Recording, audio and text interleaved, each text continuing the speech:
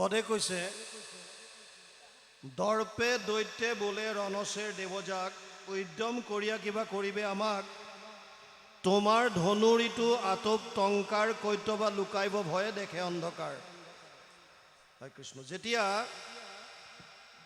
কংসই মন্ত্ৰীসকলক মাতি আনিলে মন্ত্ৰণা কৰিবৰ কাৰণে, উদ্দেশ্য আছিল যোগমায়াৰ দ্বাৰা শুনা সেই কথাকেইটা, য'ত যোগমায়াই কৈছিল যে তোমাৰ মৃত্যু, তোমাৰ কাল ইতিমধ্যে য'ত জন্ম ল'ব লাগে ত'ত ইতিমধ্যে অৱতাৰ গ্ৰহণ কৰিলে।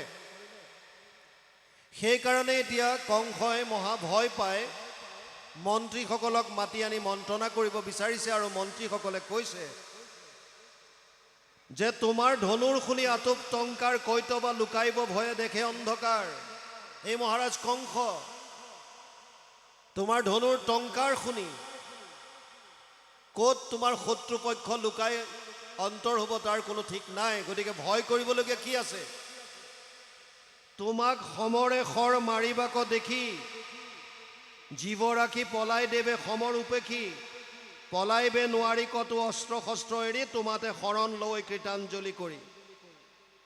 হে মহাৰাজ, যেতিয়া তুমি যুদ্ধ কৰা, তোমাৰ শক্তি, তোমাৰ শৰৰ প্ৰহাৰত দেৱসকলে অস্ত্ৰ শস্ত্ৰ এৰি ত্যাগ কৰি চব পলাই পত্ৰং দিয়ে। আৰু ইয়াত কৈছে যিসকলে পলাব নোৱাৰে, পলাইবে নোৱাৰি কতো অস্ত্ৰ শস্ত্ৰ এৰি তোমাতে শৰণ লৈ কৃতাঞ্জলি কৰি। গতিকে তোমাৰ এনেকুৱা এটা শক্তি সামৰ্থ্য থকাৰ পাছত ভয় কিহৰ? তুমি মাত্ৰ আমাক আদেশ কৰা, তোমাৰ শত্ৰু য'তেই লুকাই নাথাকক কিয় তাক আমি নষ্ট কৰিম। আপোনাৰ জীৱনলৈ যেতিয়া সংঘাত আহে, বিপদ আহে, তেতিয়া আপুনি উপদেশ বিচাৰি কাৰ ওচৰত গৈছে? এইটো বৰ তাত্ত্বিক কথা। আপোনাৰ জীৱনলৈ অহা সংঘাত বা দুৰ্যোগৰ বেলা আপুনি উপদেশ কাৰ ওচৰত বিচাৰিছে? যিজনৰ ওচৰত উপদেশ বিচাৰি গৈছে সেইজনৰ মানসিকতা কেনেকুৱা তাৰ ওপৰত নিৰ্ভৰ কৰিব। আপোনাক কোনোবা এজন ব্যক্তিয়ে বেয়াকৈ ক'লে, যদি এজন আপুনি শাৰীৰিকভাৱে সুস্থ সবল কিন্তু আধ্যাত্মিক জ্ঞান শূন্য এজন মানুহৰ ওচৰত যায় সোধে যে আজি অমুকে মোক বেয়াকৈ ক'লে, তেওঁ কি ক'ব? ব'ল চিন্তা কৰিব নালাগে, তোৰ লগত যাওঁ, তাক গৈ ঘৰতে গৈ এপিহন দি থৈ আহিম। বুজি পাইছে নাই? আৰু সেইটো উপদেশ বিচাৰি যদি আপুনি এজন ভকতৰ ওচৰত যায় তেতিয়া ভকতজনে ক'ব যে কোনে কাক দুখ দিয়ে বোপাই, তই প্ৰাৰব্ধত লিখা তোৰ আহিছিল, দুখ পাবলগীয়া আছিল পালি, আৰু ইয়াৰ কাৰণে মনত তই দুখ নকৰিবি, বছ চব ঈশ্বৰৰ লীলা বুলি বাদ দে, চেছ লেঠা শেষ। আপুনি উপদেশ কাৰ ওচৰত লৈছে? কংসই যাৰ ওচৰত উপদেশ বিচাৰি গৈছে তাৰ ভিতৰত সকলোখিনি প্ৰথমে ইয়াত লিখিছে দৰ্পে দৈত্যে বোলে ৰণসেৰ দেৱযাক। দৈত্য কোন?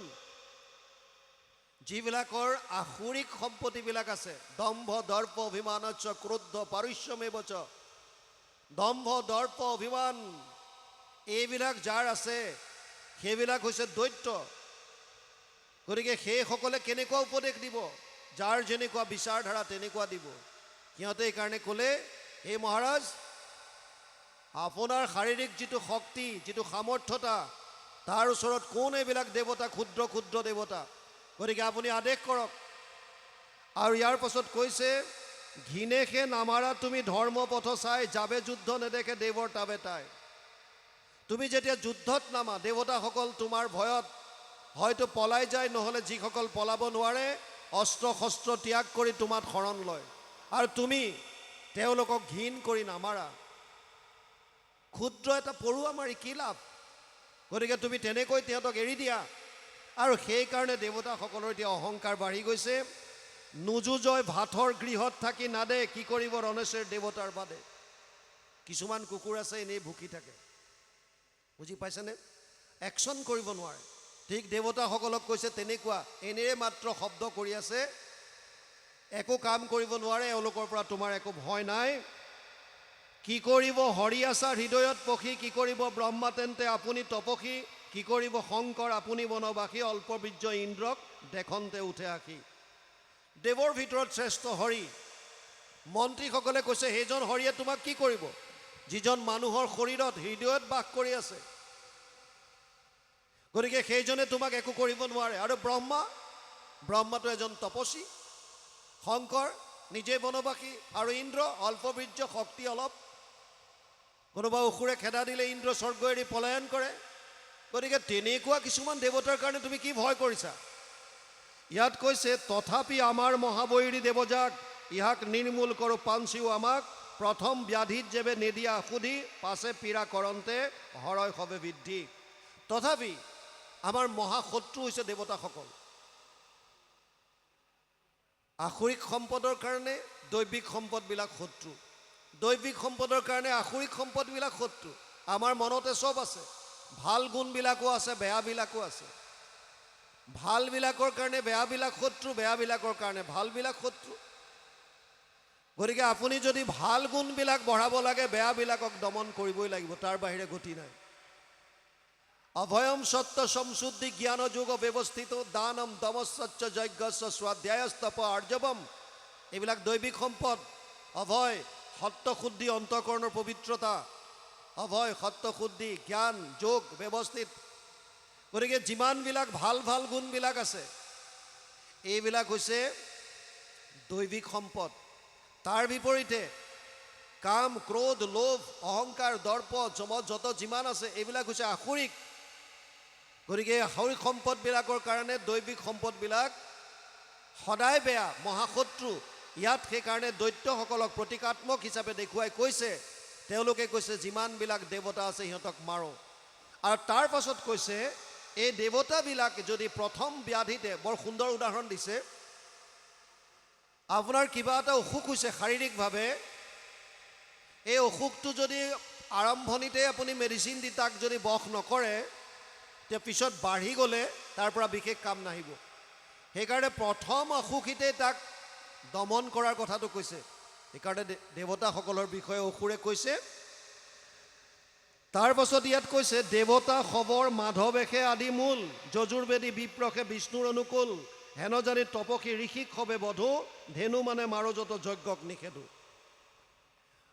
দেৱতাসকলৰ মূল হৈছে বিষ্ণু। বিষ্ণুৰ পৰা শক্তি পোৱাৰ কাৰণে তেওঁলোকে বিৰাট নিজক শক্তিবান বুলি ভাবি আছে, আৰু বিষ্ণুক আৰাধনা কৰি পেলাই শক্তি প্ৰদান কৰি আছে কোনে? ইয়াত কৈছে বিপ্ৰসকলে, যজুৰ্বেদী। আৰু তেওঁলোকৰ সেইকাৰণে যজ্ঞ বা ধেনু সকলো মাৰি মেলি যজ্ঞ লণ্ডভণ্ড কৰি এই বৈষ্ণৱসকলক আমি অত্যাচাৰ কৰিব লাগে। আপুনি মৰিব হৰি খাই বাক নাপায়, বিষ্ণুৰ বধৰিষে পৰম উপায়। যি যজ্ঞৰ দ্বাৰা বিষ্ণুৰ প্ৰতি তেওঁলোকে অৰ্পণ কৰে, দ্ৰব্য আদি, মহাদ্ৰব্য আদি অৰ্পণ কৰে। আৰু ইয়াত দেৱতাসকলে, দৈত্যসকলে ভাবি আছে যাৰ কাৰণে বিষ্ণু শক্তি সাৱন্ত হৈ আছে, গতিকে যিটোৰ পৰা হৈছে সেইসকলকে আমি বধ কৰোঁ। হেন শুনি কংসে কালে বিমোহিত চিত, ব্ৰাহ্মণ হিংসাকে মানিলেক মহাহিত। এহি হওক বুলি আদেশিলা কংসৰাজ, গৃহত পখিলা পাছে ভাঙিয়া সমাজ। আৰু তাৰ পাছতে এই বিষ্ণুৰ যিসকল আৰাধক, যিসকল বিপ্ৰ, সেইসকলক হিংসা কৰাটোৱেই উচিত বুলি ভাবি কংসই তেনেকুৱাই হওক বুলি আদেশ দিলে, আৰু তাৰ পাছত সমাজ ভংগ কৰিলে। দুষ্ট দৈত্য গণো পাছে নানা দেশ পখী, মাৰিবে লাগিলা গৰু ব্ৰাহ্মণ তপসী, আয়ু শ্ৰী যশ ধৰ্ম যতেক কল্যাণ, বৈষ্ণৱ বিৰোধে কৰে সকলো নিৰ্যান। আৰু কংসৰ পৰা পাৰ্মিশ্যন পোৱাৰ লগে লগে দৈত্যসকলে গৈ বিভিন্ন জেগাত গৈ পেলাই কি কৰিলে? গৰু, ব্ৰাহ্মণ, তপসী এইসকলক বধ কৰিলে।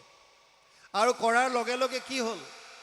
যিবিলাক পুণ্য অকণমানো যদি তেওঁলোকৰ আছিল চব নষ্ট হ'ল।